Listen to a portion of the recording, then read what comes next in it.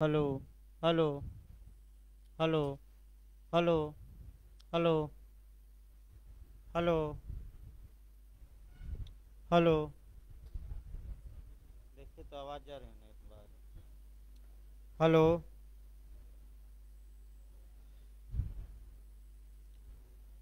Hello. Hello. हाँ, ठीक है। देखिए आपका टीपीए में आपका कुछ बातें लिखवाई जा रही थी मेन मेन, जो आपका केवल प्री के लिए काम करेगी। और उसमें देखिए कौन सा सेक्शन चल रहा था, 6 चल रहा था ना। देखिए आपका 6A से अलग से भी आपका क्वेश्चन बनता है। और पहला आपका क्वेश्चन बताया गया कि टीपीए की किस धारा में उन संपत्तियों का उल्लेख है जिनका ट्रांसफर या अंतरण नहीं किया जा सकता। अगर ये क्वेश्चन बने तो आप बताइएगा सेक्शन 6 में। दूसरा जो क्वेश्चन इस पर प्री में बनता है वह ये बनता है कि कितने प्रकार की संपत्तियों का उल्लेख है। तो आपको गिनती भी लिखवाई गई और वह 10 प्रकार के यानी कि 10 प्रकार के। फिर आपका जो अगला क्वेश्चन यहाँ से बनता है वह ये बनता है कि स्पेस सक्सेशन यानी कि प्रत्यक्ष वारिस। स्पेस सक्सेशन का एक बार अर्थ पूछा है तो लिखवा गया था कि नहीं अर्थ। स्पेस सक्सेशन का मतलब हुआ प्रत्यक्ष वारिस की संपदा का उत्तराधिकारी होने की संभावना। और ये डिटेल में बताया जाएगा। तो क्या स्पेस सक्सेशन को ट्रांसफ़र किया जा सकता है कि नहीं, तो आपका जवाब रहेगा नहीं किया जा सकता। और सेक्शन पूछे तो 6। और यहाँ क्लाज वाइज भी एक बार पूछा जाता है तो 6 का कौन सा क्लाज मारेंगे, ए। इसके बाद देखिए धारा 6 में जो आपका अंदर से भी क्वेश्चन बना है और वह जब डिटेल में पढ़ाया जाएगा तभी संभव है बताना। इसके बाद आ जाइए सेक्शन 7। लिखिए भाई, सेक्शन 7 से भी लगातार क्वेश्चन बन रहा है। सेक्शन 7 लिखिए, अंतरण करने में सक्षम व्यक्ति। हेडिंग डाल लीजिए। तो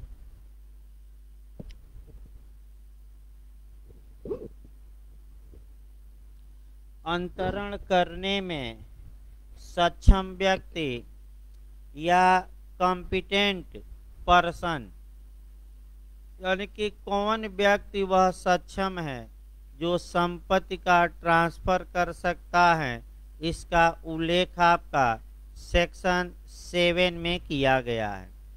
तो सक्षम वह होगा जो मेजर हो यानी कि वयस्क हो। दूसरा जो स्वचित हो यानी कि आपका साउंड माइंड हो। और तीसरा आपका या तो वह उस संपत्ति का स्वामी हो या स्वामी नहीं है तो स्वामी द्वारा प्राधिकृत या अथराइज हो। यानी कि इसका मतलब और आपका किसी कानून द्वारा आपका अंतरण या संविदा करने के लिए अक्षम या डिस्क्वालीफाई या निरहित कहिए या अयोग्य न घोषित किया गया हो। यहाँ आपका बिहार में भी क्वेश्चन बना था, यूपी जे में भी क्वेश्चन बना है और 2-3 मॉडल याद रखना है आपका। अब ये पूछा जाता है कि निम्नलिखित में से कौन संपत्ति का ट्रांसफर करने में कॉम्पिटेंट या सक्षम नहीं है। दे देगा आपका, कह सकते हैं कि वयस्क, अवयस्क, फिर दे देगा आपका विधिक व्यक्ति और इन आपका और विधिक व्यक्ति दे देगा। तो फिर याद रखिए जो अवयस्क हैं या अप्राप्त वय हैं या माइनर हैं वह संपत्ति के ट्रांसफर करने में सक्षम नहीं है, क्योंकि माइनर द्वारा किया गया एग्रीमेंट मोहरी वीवी वर्सेस धर्मोदास घोष के केस में जस्टिस लॉर्ड नॉर्थ ने ये बताया कि वार्ड एब इनिशियो होगा अर्थात प्रारंभतः शून्य होगा। लिखिए उसको भाई, पूरा वाक्य नहीं लिखवाया जा रहा है, लिखिए अवयस्क संपत्ति के अंतरण करने में सक्षम नहीं है। भाई मेन चीज ये लिखवाई जा रही है, बेरेक का भी आप सहारा लेंगे पढ़ते समय। लिखिए अवयस्क संपत्ति का अंतरण करने में सक्षम नहीं है। इसी में केस याद कर लेना है, मोहरी बीबी वर्सेज धर्मोदास घोष। मोहरी बीबी वर्सेज धर्मोदास घोष के वाद में प्रीवी काउंसिल ने यह निर्णय दिया कि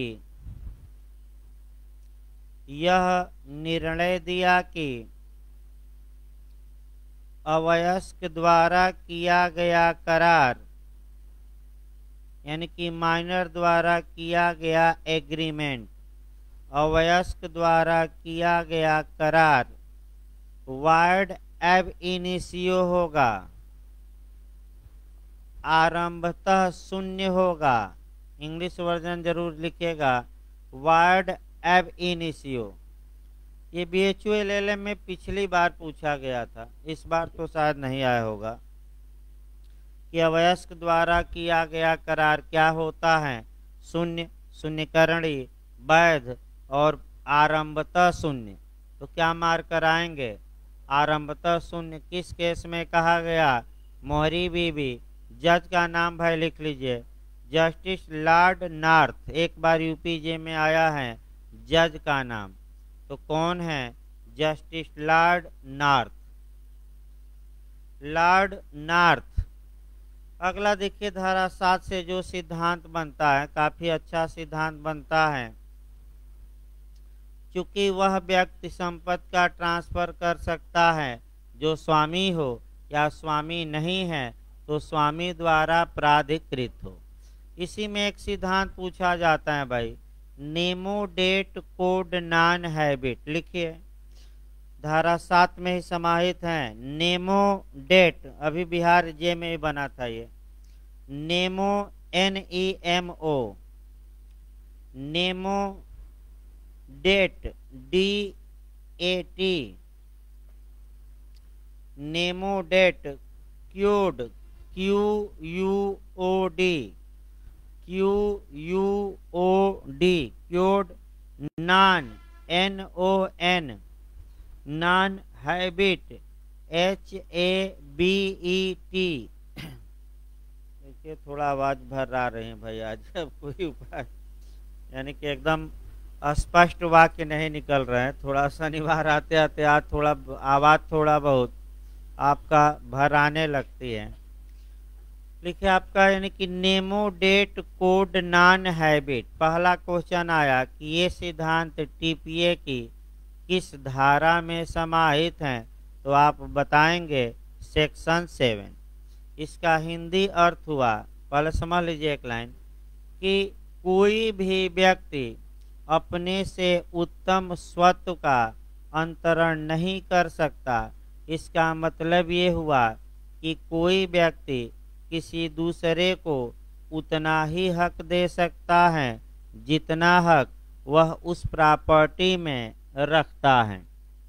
यानी कि इसका मतलब ही हुआ कि ये अगर स्वामी है तब ट्रांसफर करे, ये स्वामी नहीं है तो स्वामी द्वारा ऑथराइज है तब ट्रांसफर करे, और न तो ओनर है न ही ओनर द्वारा प्राधिकृत किया गया है तो उसे ट्रांसफर करने का हक नहीं होगा, क्योंकि वह सक्षम नहीं माना जाएगा।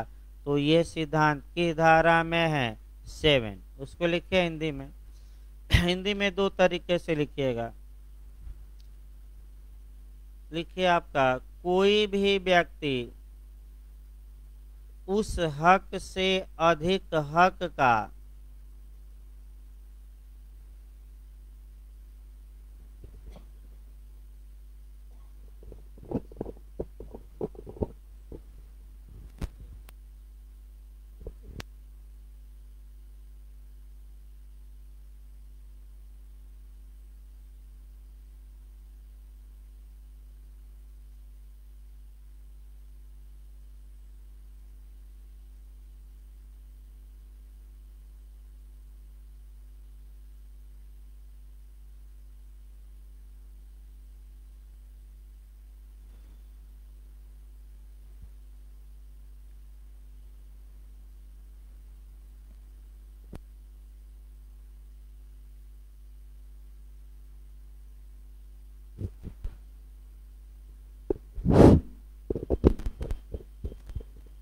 हेलो, एक बार आवाज़ चेक करिए तो। ओके, बहुत समस्या है ये भी।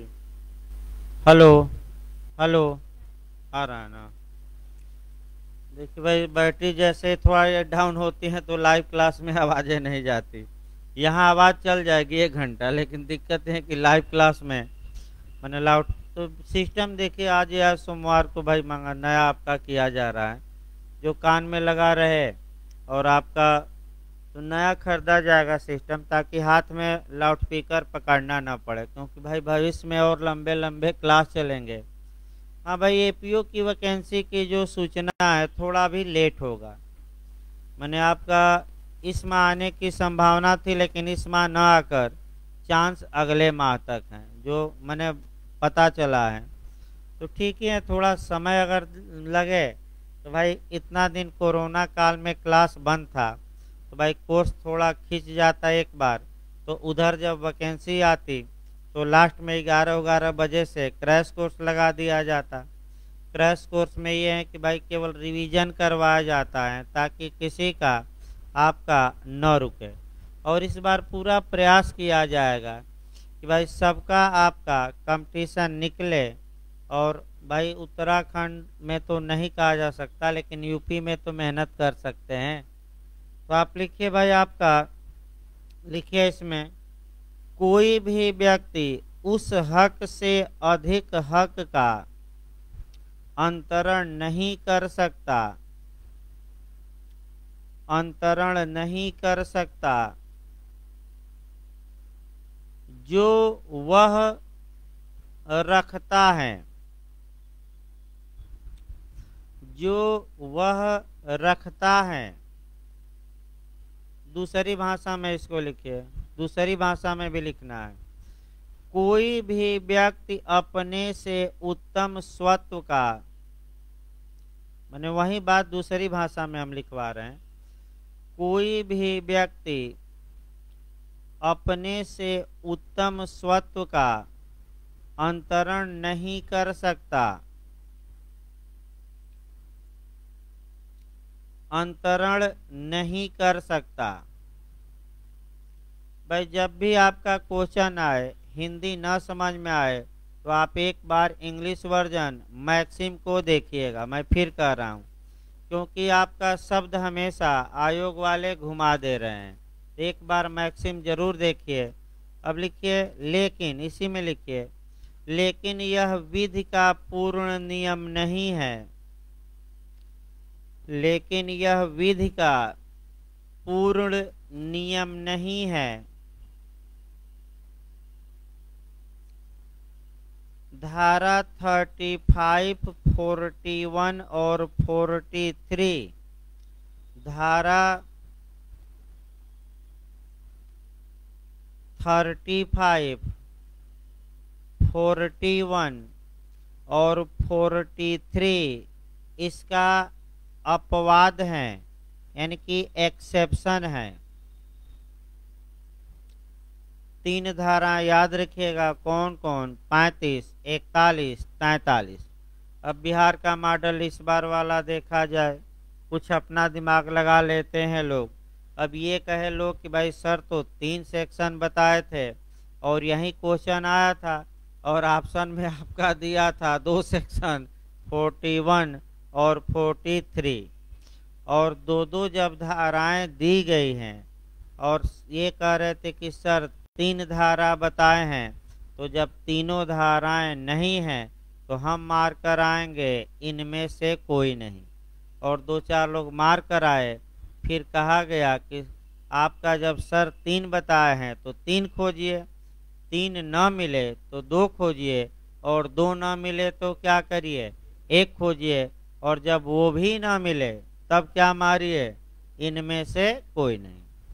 फिर बताया गया, आप लोगों को ही बताया जा रहा है।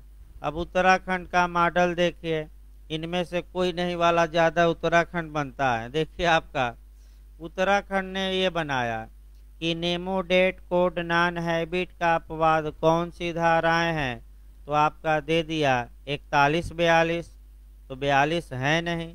फिर 42-43, तो 42 है नहीं।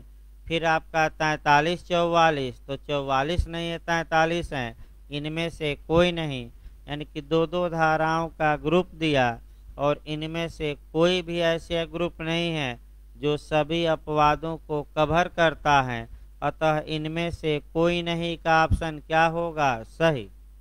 यानी कि पहले तीन तीन तीन का देखे तो तीन धारा, तीन का ना मिले तो दो धारा, दो ना मिले तो, और वो भी ना मिले तो इनमें से कोई नहीं।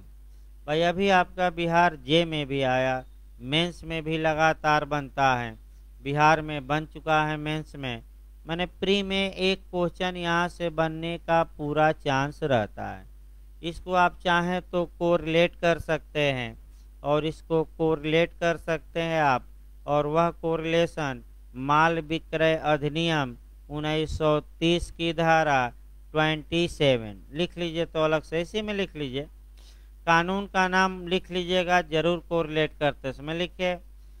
The sale of goods act, यानी कि हिंदी में माल विक्रय अधिनियम 1930 की धारा,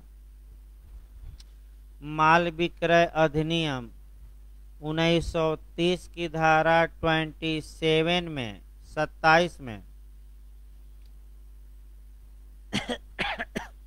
यह सिद्धांत समाहित है, ये बिहार में काम करेगा, 5 क्वेश्चन आते हैं वहां काम करेगा आपका। यह सिद्धांत समाहित है। अगला लिखिए सेक्शन 8, अंतरण का प्रभाव या इफेक्ट या परिणाम, परिणाम भी कहा जाता है, अंतरण का प्रभाव या अंतरण का परिणाम या इफेक्ट, तो तुरंत एविडेंस में भी जोड़ लेंगे।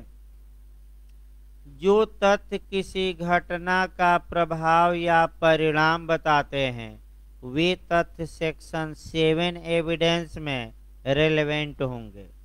जैसे गुत्थम गुत्थी, यानी कि आपका पैरों के जो बिखरे हुए निशान हैं, ये इस बात का प्रभाव है कि मृतक ने मरने से पहले विरोध किया होगा। तो किस धारा को जोड़ेंगे प्रभाव से, आपका एविडेंस की धारा 7।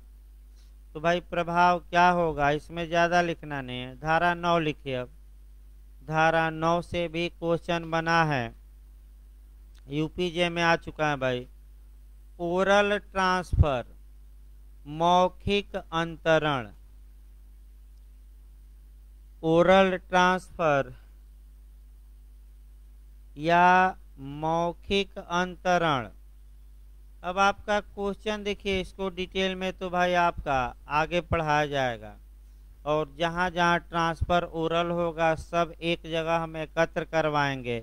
लेकिन सेक्शन बेस जो क्वेश्चन बना है यूपीजे में, एक बार आपका ये पूछा गया है, ये कहा गया है कि किस धारा में यह प्रावधानित है कि जब तक कि अन्यथा, यानी कि अदरवाइज आपका माने प्रावधानित न हो, आपका जो संपत्ति का अंतरण होगा मौखिक हो सकेगा। तो एक लाइन का क्वेश्चन है प्री का, सेक्शन पूछा है तो कौन सा सेक्शन मारेंगे, 9। अब कब लिखित होगा कब मौखिक होगा, ये डिटेल में जब 1-2-3 दिन में शुरू होगी टेपीए तब आपका बताया जाएगा। अगला लिखिए भाई धारा 10, 11, 12 तीनों एक साथ लिखिए। पहले सेक्शन 10, 11, 12, यहाँ से भी आपका एक क्वेश्चन प्री में बनता है। केस भी याद रखना है, किस राज्य में कौन सा केस बना है, तो धारा 10, 11, 12 के तहत आपका क्या होगा, तो आपका खूब पूछा जाता है। लिखिए पहले एक लाइन, शर्त शून्य होगी, यानी कि कंडीशन वाइड होगी, शर्त शून्य होगी किंतु अंतरण वैध होगा, शर्त शून्य होगी किंतु अंतरण वैध होगा। पहला क्वेश्चन ये याद रखना है कि अगर कोई संपत्ति का ट्रांसफर है सेक्शन 10 में आ जाए, सेक्शन 11 में आ जाए और सेक्शन 12 में आ जाए, तो तीनों धारा पूछे या एक पूछे या दो पूछे तो आपका जवाब रहेगा, जब भी पूछे, चार भरमाने के लिए भी देता है, तो आप एक ही लाइन याद रखिएगा। मैं बता दूं कि जो कंडीशन लगी होगी वह वाइड या शून्य होगी और अंतरण सही या वैलिड या वैध माना जाएगा। ये जरूर याद रखिए। अब धारा 10 लिखिए। लिखिए भाई धारा 10। धारा 10 पर आपका क्वेश्चन बनता है। पहला क्वेश्चन बनता है धारा 10 पर। सेक्शन तो याद ही रखेंगे। केस उत्तराखंड ने बनाया है रोसर वर्सेज रोसर। केस लिखिए रोसर वर्सेज रोसर। आपका क्वेश्चन ये बना है कि उत्तराखंड में बना था भाई पिछली बार कि रोसर बनाम रोसर का केस टीपीए की किस धारा से संबंधित है, तो धारा 10 मार्क कराइएगा। कौन सी धारा? 10। अब धारा 11 लिखिए। इस पर भी केस बनता है टल्क बनाम मोक्से।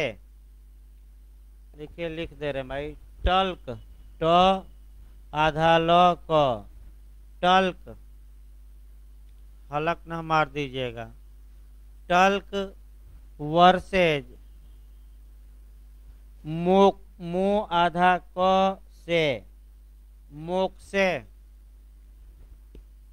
टल्क वर्सेज मोक्से का वाद किस धारा से संबंधित है, तो आपका जवाब रहेगा सेक्शन 11।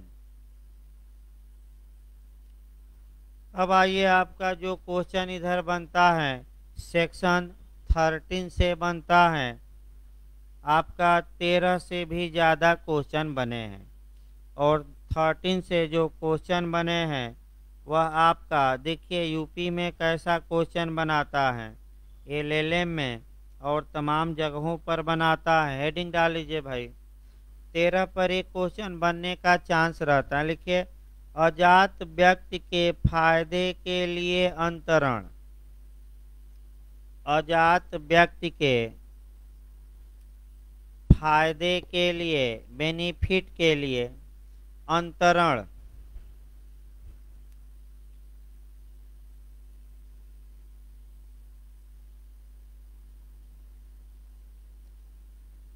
अब देखिए आपका पहला एक कॉन्सेप्ट बना लिया जाए तब भाई। देखिए कॉन्सेप्ट बना लिया जाए। सेक्शन 5 हम बताए थे।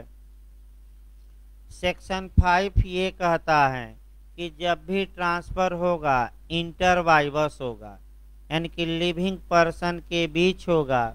अर्थात इसका मतलब हुआ कि जीवित व्यक्तियों के बीच होगा।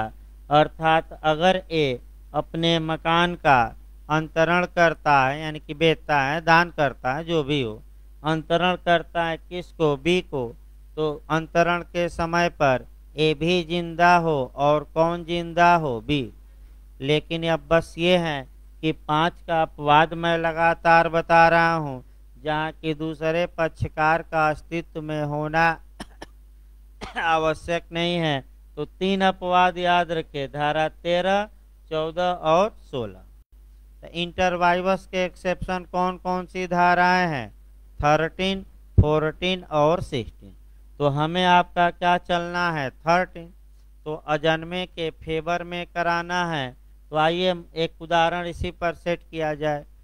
ये मान लीजिए एक व्यक्ति है जो चाहता है कि जो बी का पुत्र सी जन्म लेगा, अभी लिया नहीं है लेकिन क्या करेगा? भविष्य में लेगा। हम उसको ट्रांसफर करना चाहते हैं। तो सेक्शन 5 कहता है कि आप ऐसा नहीं कर सकते, क्योंकि जिस व्यक्ति को आप ट्रांसफर करना चाहते हैं वह व्यक्ति ट्रांसफर के समय क्या हो? जीवित। लेकिन ए की इच्छा का सम्मान सेक्शन 13 करता है और एक उपाय बताता है।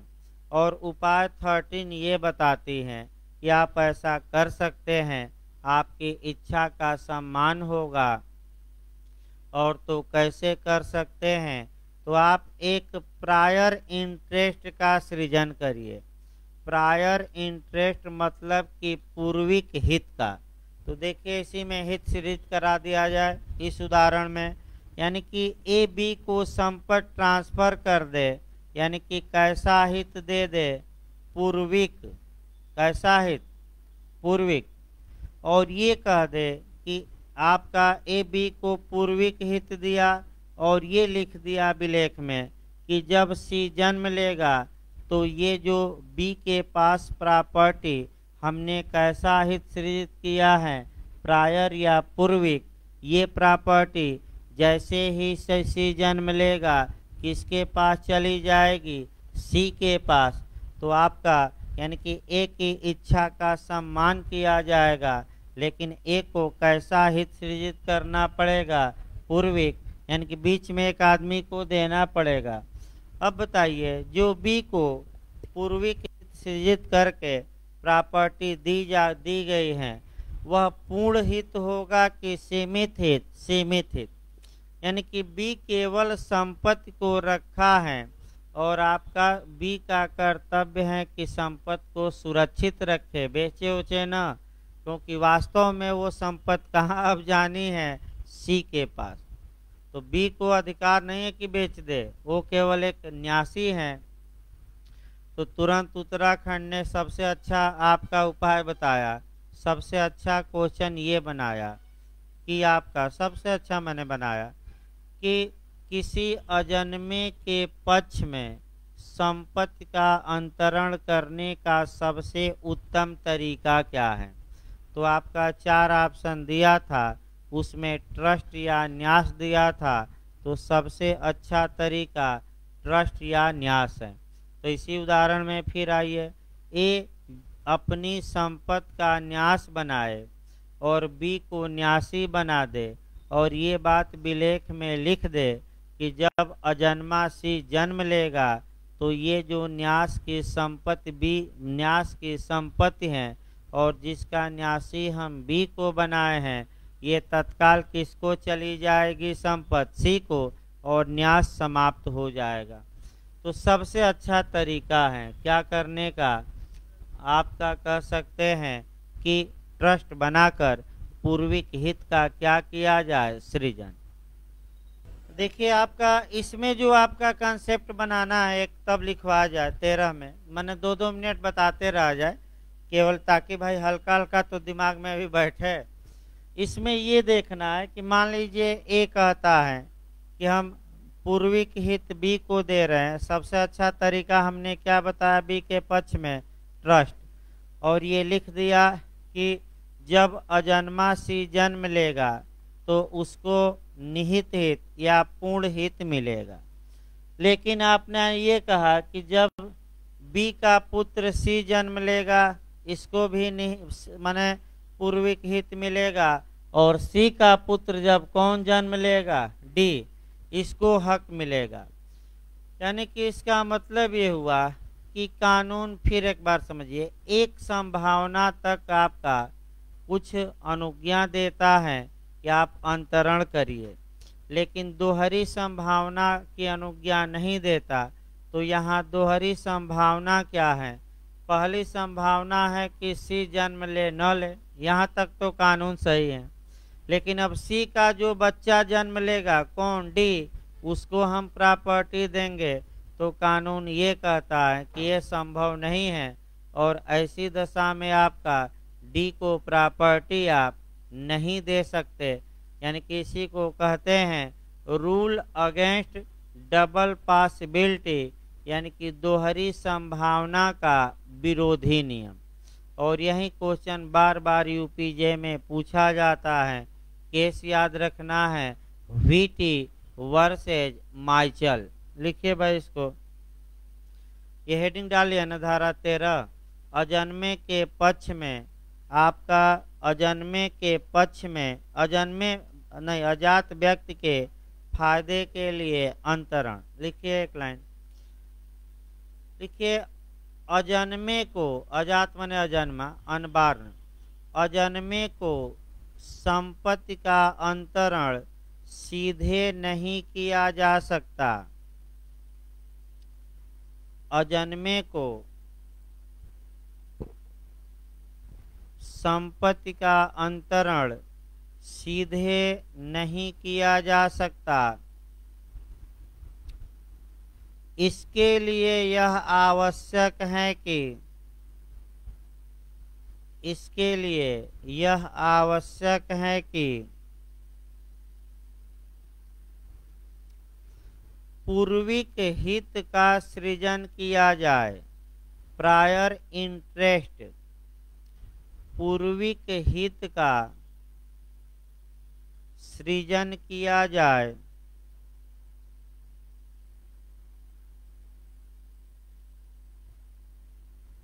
इसका ऐसे हित के सृजन का उत्तम उदाहरण न्यास है। इसी लाइन में समाहित करा दे रहा हूं। ऐसे हित माने पूर्विक हित, ऐसे हित के सृजन का उत्तम उदाहरण माने सबसे अच्छा उदाहरण हमने बताया, ये पूछा गया उत्तराखंड में। उदाहरण न्यास है, ट्रस्ट न्यास है।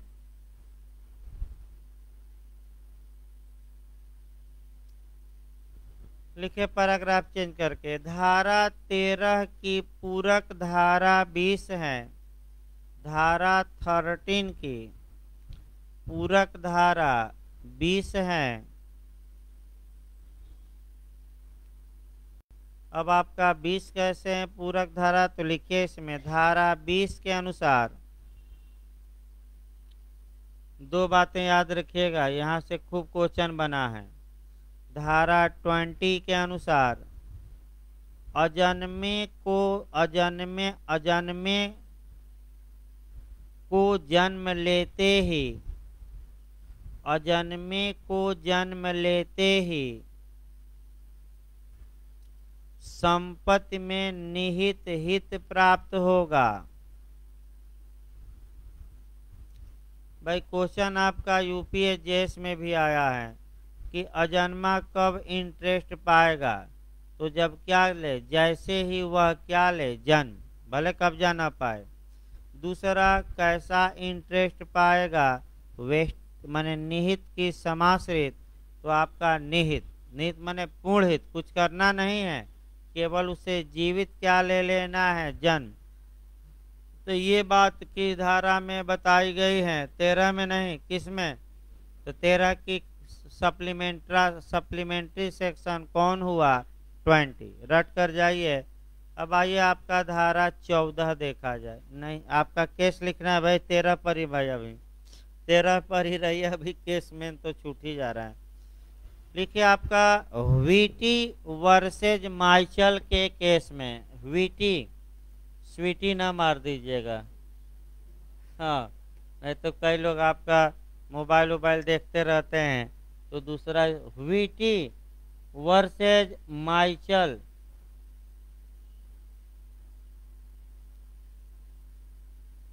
वीटी वर्सेज माइचल के वाद में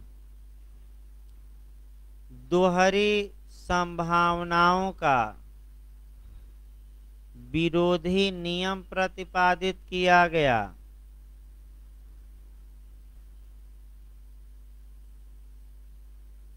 दोहरी संभावनाओं का विरोधी नियम प्रतिपादित किया गया। इंग्लिश वर्जन लिख लीजिएगा, rule against double possibility, rule against, against माने विरुद्ध, रूल अगेंस्ट डबल पॉसिबिलिटी। अब ये देखिए क्वेश्चन का मॉडल आपका बना है कि वीटी बना माइचल का केस किस धारा से संबंधित है, तो आपका कौन सी धारा लिखवाई जा रही है, 30। इसमें और दोहरी संभावनाओं का विरोधी नियम किस केस में प्रतिपादित किया गया, तो वीटी बनाम माइचल। और दोहरी संभावना हमने बताया कि एक अजन्मे तक कानून सही मानता है, उसके बाद कहिए कि उसका पुत्र जन्म लेगा उसको देंगे, तो ये कानूनन वैध नहीं होगा। अगला लिखिए धारा 14, यानी कि धारा 14 से भी एक क्वेश्चन आता है। लिखिए धारा 14 भाई 14, शाश्वतता के विरुद्ध नियम, रूल अगेंस्ट परपीच्युटी। शाश्वतता के विरुद्ध नियम, रूल अगेंस्ट परपीच्युटी। दूसरी भाषा में इसको थोड़ा लिखिए, निरंतरता के विरुद्ध नियम। आप लिख करके लिखिए 3-4 लाइन। निरंतरता के विरुद्ध नियम,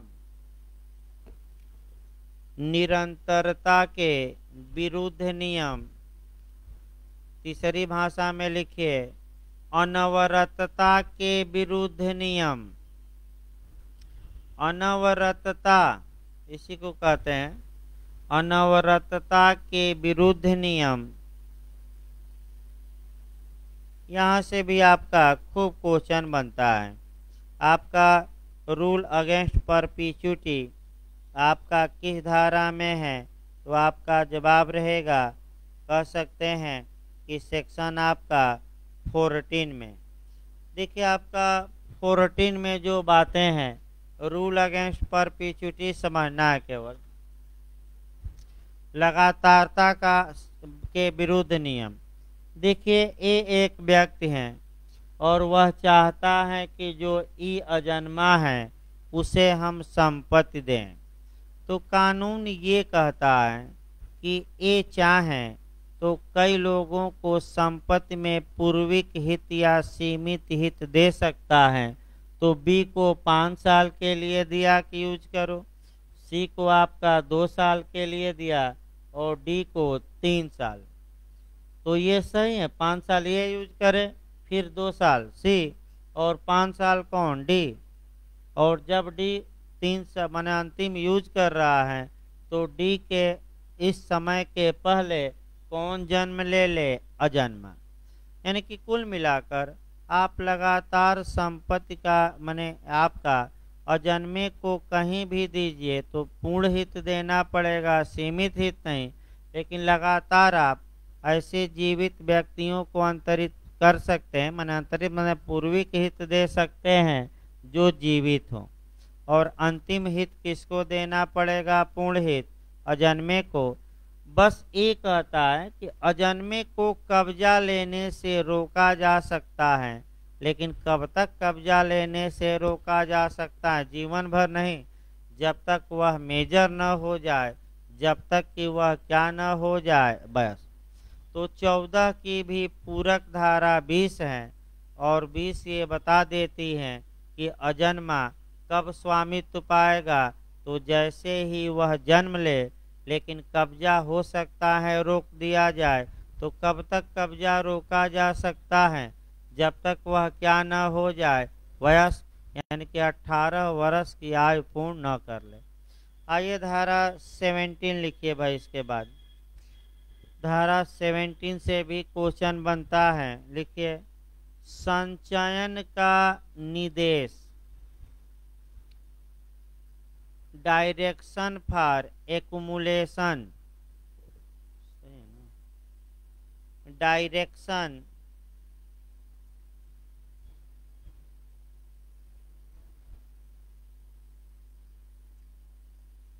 डायरेक्शन फॉर एक्युमुलेशन, संचयन के लिए निर्देश।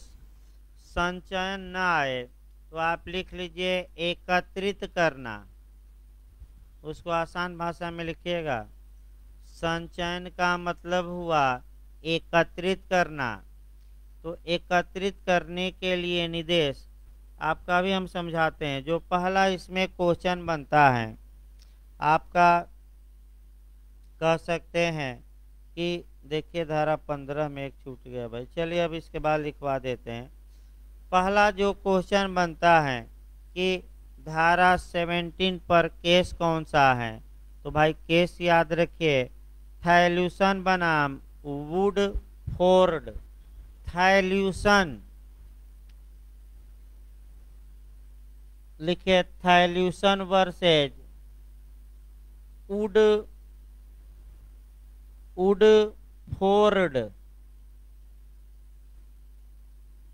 वुडफोर्ड, थैल्यूसन वर्सेज वुडफोर्ड का केस है धारा 17 पर। इसके बाद आपका क्वेश्चन बनता है कि कब तक संचयन किया जा सकता है। तो पहले तो एक लाइन भाई आपका संचयन आसान भाषा में लिखे है ना, एकत्र करना। भाई आसान भाषा में उसको लिख लीजिए, क्योंकि टीपीए की भाषा टफ है और हमेशा उसको बेरेक्ट पढ़ते समय आप क्या करिए बेरेक्ट पर। तो संचयन देखिए आपका केस लिख लेना ये।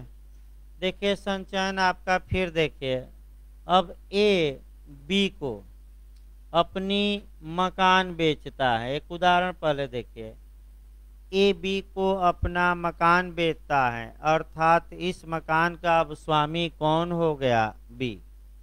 लेकिन ए एक शर्त लगाता है कि इस मकान से जो भी किराया आएगा, जो भी लाभ उत्पन्न होगा, वह मैं लूँगा।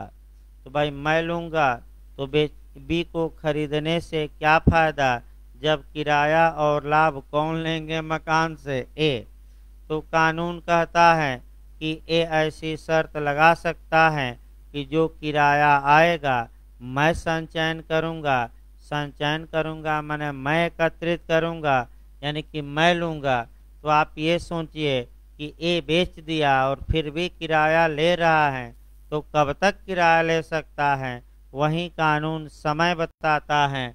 ए या तो जीवन भर ले ले, या आपका कितने वर्ष तक? 18, इनमें से जो अधिक हो। तो कब तक ले सकता है किराया? अनंत काल तक नहीं। कब तक? आपका अपने जीवन तक, या दूसरा क्या है 18 वर्ष की आयु तक। 18 है ना? हाँ, अंतरण की तारीख से कितना साल?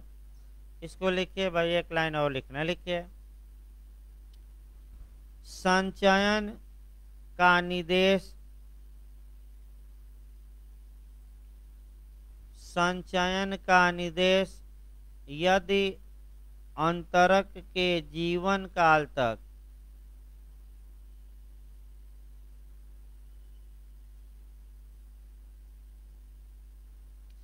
अंतरक के जीवन काल तक या अंतरण की तारीख से 18 वर्ष तक, यही 2 पॉइंट याद रखिए, या अंतरण की तारीख से 18 वर्ष तक वैध होगा, ये सही माना जाएगा।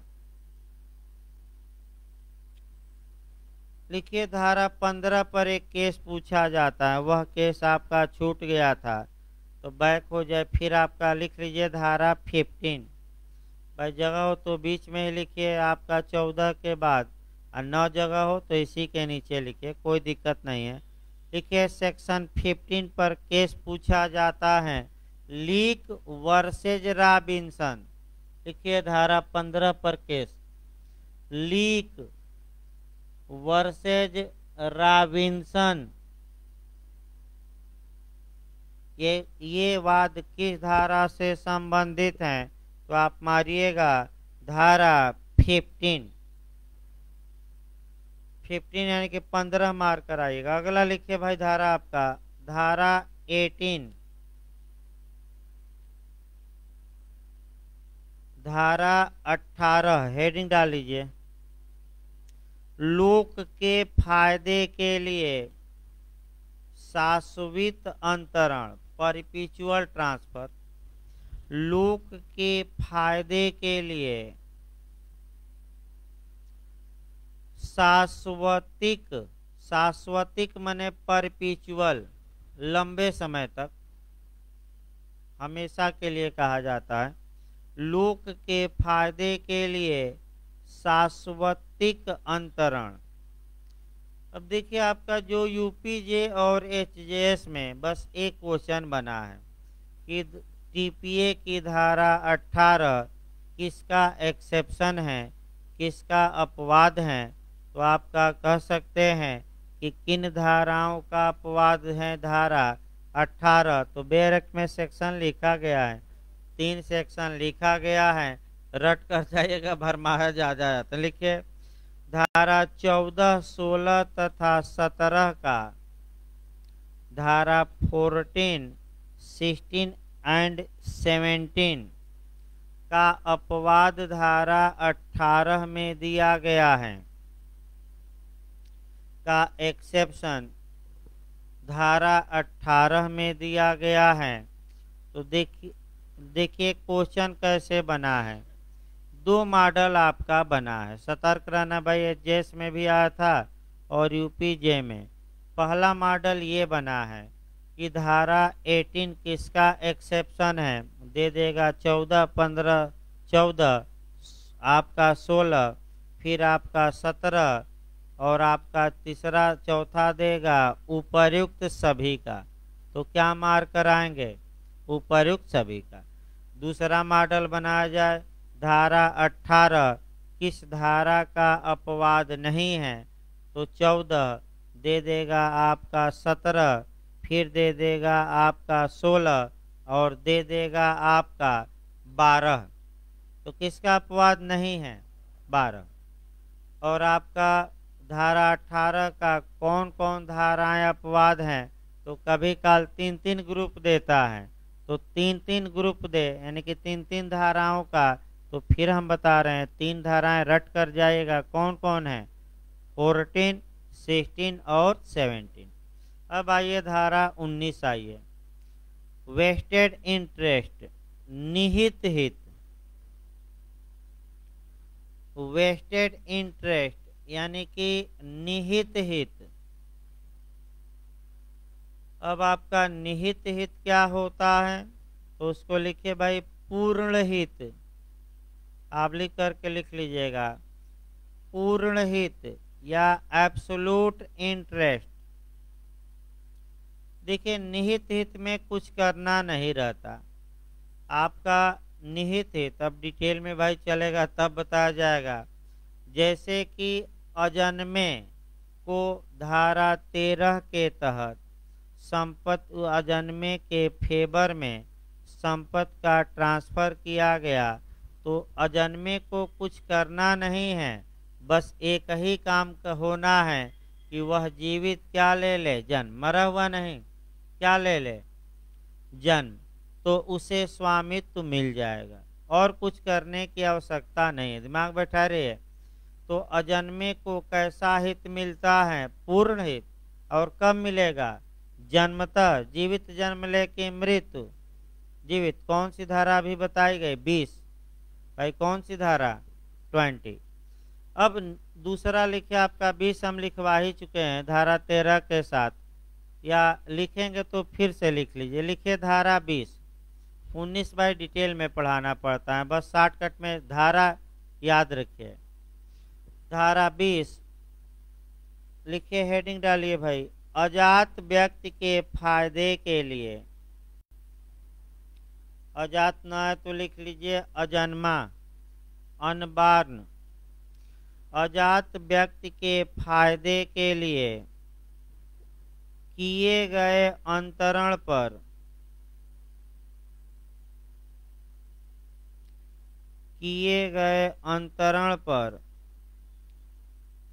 कब, वाक्य फिर से एक बार वाक्य देखिए भाई, अजात व्यक्ति अपने फायदे के लिए किए गए अंतरण पर कब निहित हित अर्जित करता है।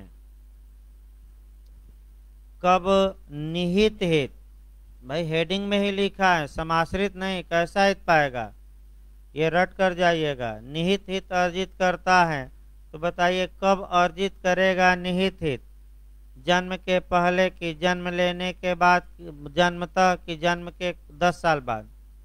तो क्या मारेंगे, उसको लिखिए जन्मतः, जैसे भाई जीवित लिख लीजिएगा, जीवित रूप में जन्म लेने पर, मरा हुआ नहीं भाई, जीवित याद रखे, हो सकता है भरमा दे, मरा हुआ जन्म लेने, तो जीवित जन्म लेने पर, जैसे ही जन्म लिया भाई कुछ करना नहीं है,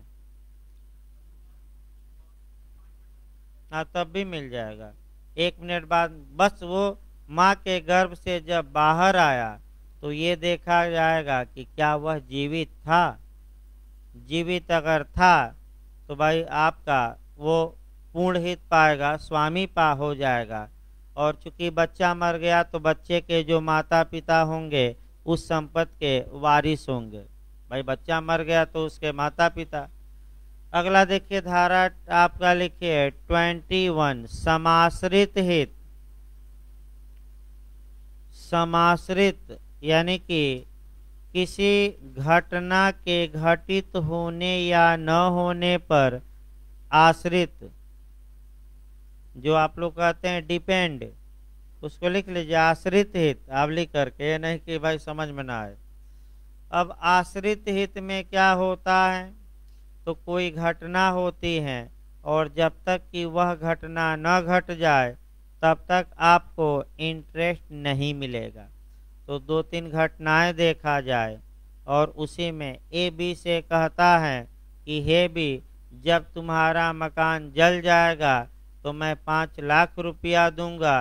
तो ये जो 5 लाख रुपया मिलेगा ये निहित हित है कि समाश्रित। क्यों? क्योंकि किसी घटना के घटित होने पर क्या है, आश्रित है। वही समाश्रित माने निर्भर, आश्रित आसान भाषा में। अब एक उदाहरण मैं लगातार बताता हूँ, 1-2 बार बताया हूँ और भाई फिर एक बार आपका लंबा समय हो गया उदाहरण का, भाई मायूस न होइए, फिर हम बता रहे हैं, दोबारा रिपीट कर रहे हैं। आपका एक उदाहरण बताया गया था मगरमच्छ से भरे तालाब का। देखिए आपका जब भी सेक्शन 21 पढ़िए, आपका भाई कोरिलेट भी करना है, कॉन्ट्रैक्ट से एक बार लिख लीजिए कहीं। इसको पढ़ते समय संविदा अधिनियम की धारा 31 से लेकर 36 तक पढ़ना है, यानी कि कॉन्ट्रैक्ट का सेक्शन 31 से लेकर 36 जो समाश्रित संविदा के बारे में है उसको कहीं लिख लीजिएगा। कहाँ से कहाँ तक भाई, कॉन्ट्रैक्ट लिखिएगा एक्ट 31 से लेकर 36। देखिए उदाहरण समाश्रित का एक बताया जाए। आश्रित एक दिन बताया भी गया था, एक लाइन में निपटा दिया जाएगा भाई 1 मिनट में। आपका ये हम बताए थे कि एक मगरमच्छ से भरा तालाब है और एक आदमी कहता है कि जो इस तालाब को तैर कर पार कर जाएगा उसे मैं 5 लाख रुपया दूंगा। किसी की ये आपका किसी की हिम्मत नहीं करती तो एक व्यक्ति कूदता है, वाटर पार्क ही भाई, तो वाटर पार्क में ही मान लीजिए छोड़ दिया गया आपका मगरमच्छ, तो एक व्यक्ति कूदता है और बहुत तेजी से तैरता हुआ मगरमच्छों के चंगुल से बचता हुआ उस पार हो जाता है। तो मीडिया वाले घेर लेते हैं कि आपने तो बहुत अच्छा काम किया, इससे बड़ा काम क्या हो सकता है, और कैसे इतना बहादुरी आप में आ गई, यानी कि कैसे आप कह सकते हैं कि कैसे पप्पू पास हो गया, यानी कि इतना डरपोक आदमी और क्या हो गया, पास हो गया। तो आपका तत्पश्चात वह कुछ बोल ही नहीं पाता, खुदे सनबन है कि क्या हो गया ये। तो आपका उसकी पत्नी आती है आगे और ये कहती है कि ये जो निकम्मा है, नालायक हैं, यानी कि किसी लायक नहीं है, दिन भर फेसबुक व्हाट्सएप और ट्विटर बाजी करता रहता है, मैसेज खेलता है मित्रों के साथ, कुछ काम नहीं करता।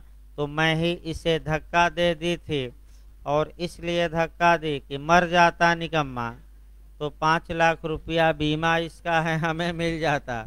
और देखिए जिंदा कुछ तो काम किया तैर कर, तो इधर 5 लाख, यानी कि इसी को कहते हैं दोनों हाथ में लड्डू रहता, जीता तो इधर 5 लाख मिल गया, और अगर कह सकते हैं मगरमच्छ खा लेते तो बीबी को क्या मिल जाता, 5 लाख। अन्यथा इस उदाहरण को न लीजिएगा, दिल पर नहीं लेना है। हाँ भाई उदाहरण को उदाहरण जैसे लेना है, और आपका कई लोग उसको सोचने विचारने लगते हैं कि हमारा क्या होगा, तो उदाहरण को उदाहरण जैसा लीजिए, ज़्यादा सोचना विचारना नहीं है। अगला देखिए आपका, इसी को समाश्रित हित कहते हैं और समाश्रित हित की परिभाषा सेक्शन पूछा गया है किस धारा में, तो सेक्शन आपका 21।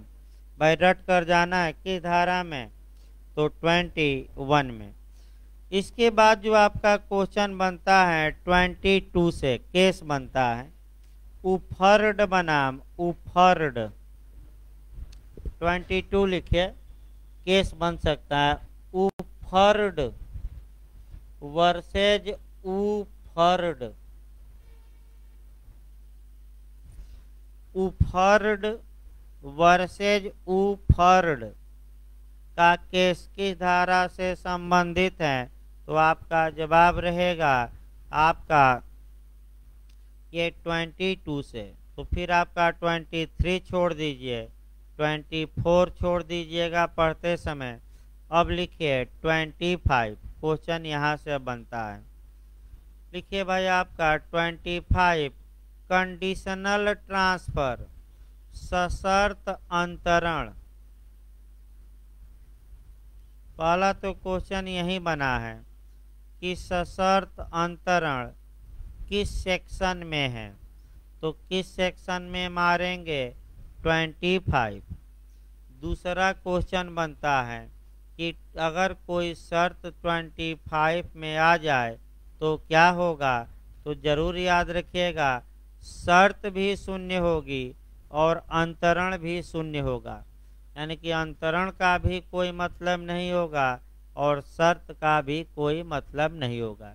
इसको हमने लिखवाया था धारा 10, 11, 12, इसको जोड़कर पढ़ना है। फिर एक बार दिमाग स्थिर करिए, 10, 11, 12 के तहत जो कंडीशन लगी हैं तो वह आपका कंडीशन शून्य होगी, शर्त शून्य होगी और अंतरण हमने क्या लिखवाया था, वैध।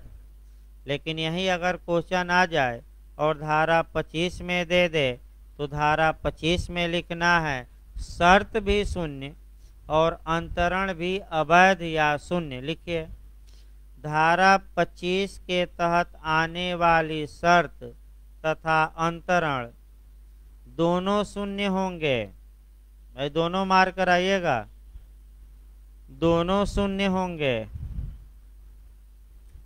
अब एक दो उदाहरण देखा जाए। देखिए आपका,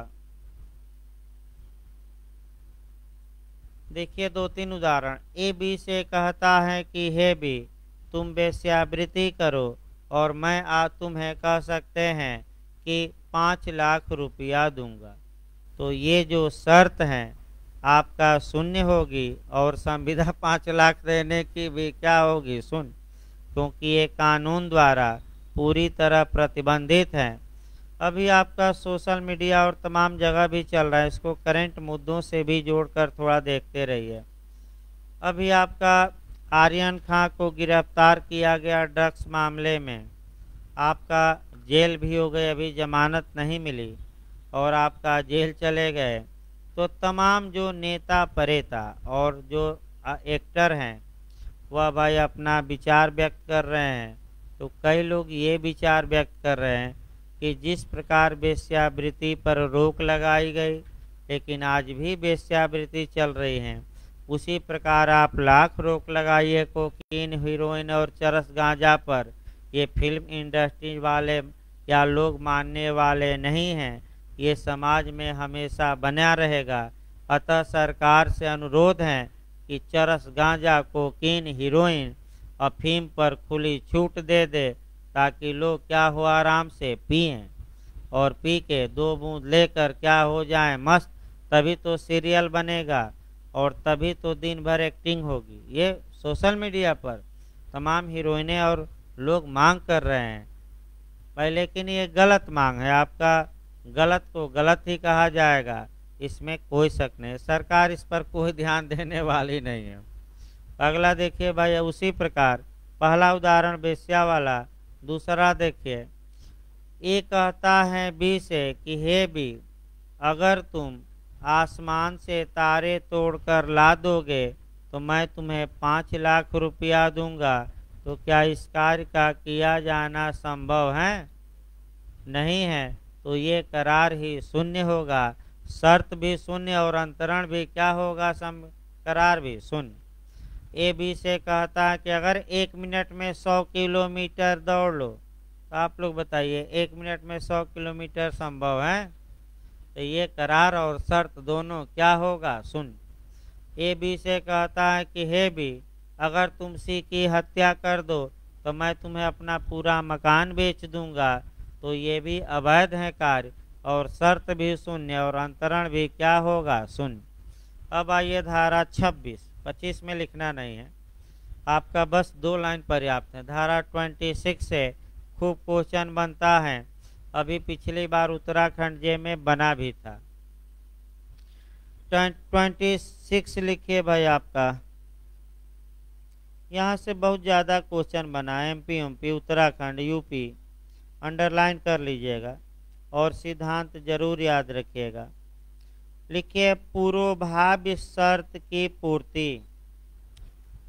पूर्वभाव्य शर्त को कहते हैं कंडीशन प्रेसिडेंट। देखिए इंग्लिश में फुलफिलमेंट ऑफ कंडीशन प्रेसिडेंट। पूर्वभाव्य शर्त दूसरी भाषा में लिखिए, उसको इंग्लिश में लिख लीजिए कंडीशन प्रेसिडेंट। इसको थोड़ा आसान भाषा में लिखिए पूर्ववर्ती शर्त।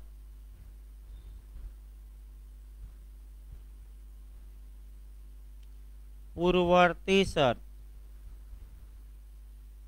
इसका मतलब ये हुआ कि करार हुआ और करार में शर्त लगी है, और जब तक कि आप शर्त का पालन नहीं करेंगे आपको संपत्ति में हित नहीं मिलेगा। तो एक शर्त तो हम बताए ही, आपका मगरमच्छ वाला ही सबसे अच्छा उदाहरण है।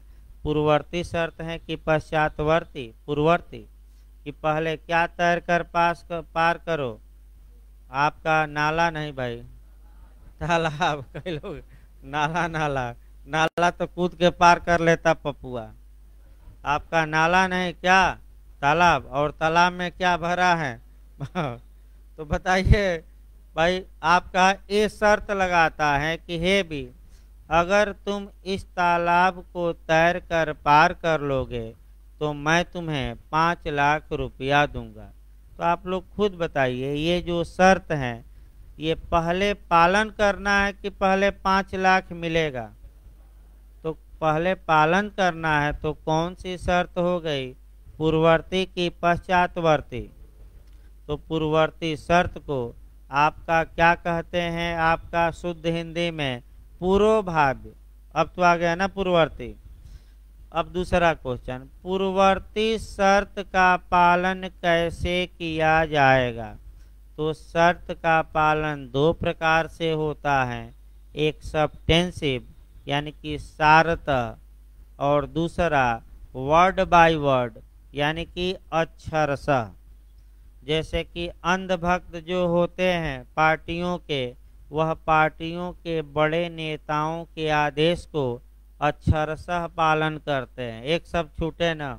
और जो भक्त होते हैं लेकिन अंधे नहीं होते, वह सारतः पालन करते हैं, यानी कि जो पालन करने लायक रहता है करते हैं, और नहीं करने लायक रहते हैं उस पर विचार नहीं। तो फिर एक बार याद रखिए भाई, सारतः पालन का मतलब हुआ कि मुख्य मुख्य चीजों का पालन। अब आइए सारतः पालन इसी उदाहरण पर एक देखा जाए, मगरमच्छ वाला ही।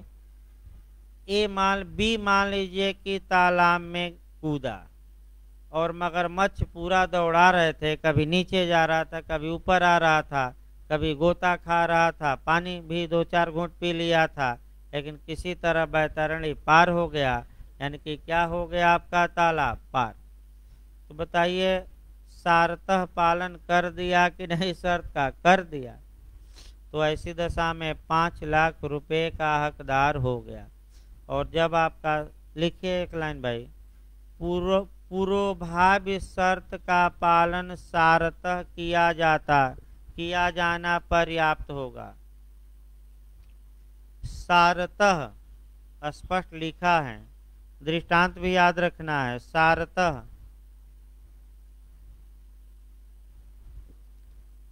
दूसरा देखिए जो बहुत पूछा जाता है आपका।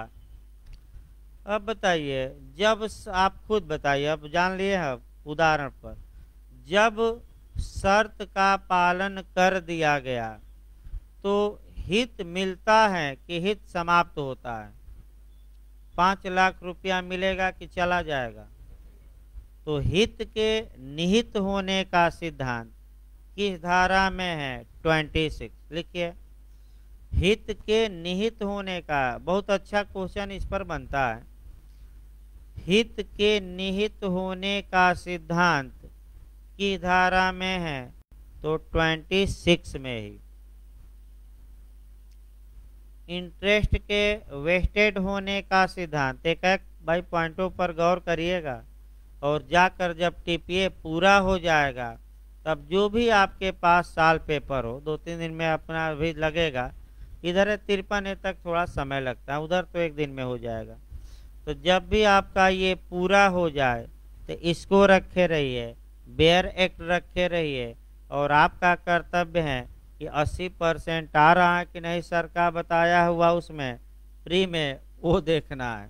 और अगर 80% से कम आए तब आकर शिकायत भी करिए, फिर से एक बार लिखवा जाएगा। लेकिन प्रयास किया जा रहा है कि कोई चीज़ छूटे ना, और नए लोग इसको रट्टा मार लें पहले से ही। अगला लिखिए भाई। अब देखिए आपका इसमें जो क्वेश्चन बनता है 26 में, doctrine of Cyprus, English version जरूर लिखिएगा। साइप्रस का सिद्धांत कहाँ है? साइप्रस का मतलब निकटता का सिद्धांत, या यथा, इसको कल बताएंगे भाई आपका सोमवार को, क्योंकि समय भी हो गया, उधर भी शेड्यूल भाई लिखवाना ही है भाई। अभी आज पूरा लिखवा ही जाएगा भाई, तीनों पीरियड। अभी आपका पुलिस एक्ट भी लिखवाना है ना, अभी आपका अंतर्राष्ट्रीय संगठन लिखवाया जाएगा, और उसके बाद पुलिस एक्ट। यानी कि 12:30 बजे तक प्रयास करते हैं, जब तक हिम्मत रहेगी भाई चलेगा, लेकिन प्रयास करते हैं कि 12:30 बजे तक लिखवाया जाए, ताकि कम से कम अंतर्राष्ट्रीय संगठन तो नहीं समाप्त होगा, लेकिन पुलिस एक्ट आज समाप्त हो जाएगा। तो अंतर्राष्ट्रीय संगठन को फिर एक बार अगले शनिवार को लिखवाया जाएगा, कोई दिक्कत नहीं। कौन अभी एग्जाम आ गया है, लिखवाना ही तो है ना, लेक्चर तो आपका ऐप पर मौजूद ही है। तो अभी अंतर्राष्ट्रीय संगठन 1 घंटा लिखवाते हैं, प्रयास करते हैं थोड़ा तेजी से लिखवाया जाए। टीपीए अभी 2 या 3 दिन लगेगा भाई, यानी कि मंगलवार या बुधवार तक एक लिखवाने